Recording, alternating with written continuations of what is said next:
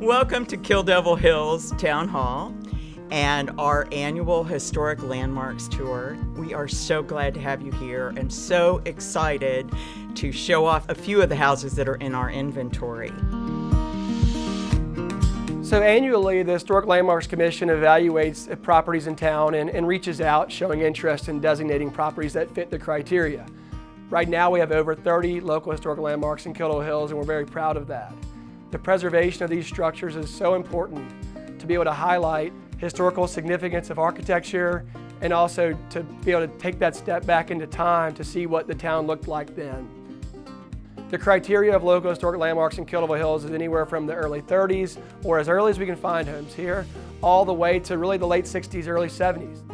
One of the ones you'll see, and highly influenced by Frank's stick, are the flat tops. We have quite a few in Kill Devil Hills, and what you'll see in our Avalon area is not just the wealthy elite were able to afford a second home here, but it was really geared towards the middle class, and that's really what we have a lot in our inventory. We are very excited to be hosting our annual Historic Landmarks Tour this week. It's usually on the Friday of Columbus Day weekend. The tour is voluntary for historic homes within the town.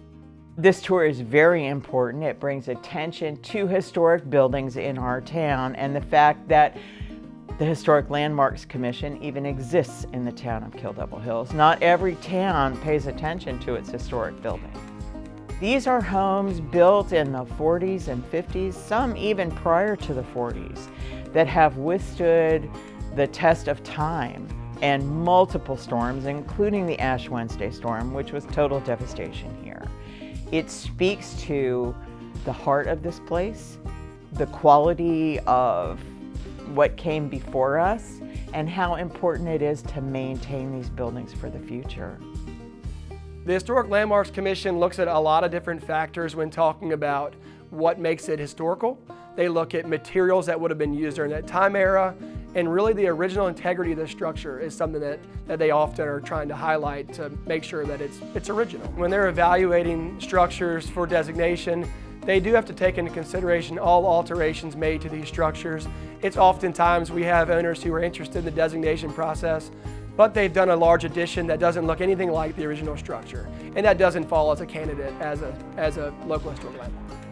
Today, we are presenting a plaque to our 30th and newest house, which is the Sharp Cottage. It's a beautiful example of flat tops from the 50s.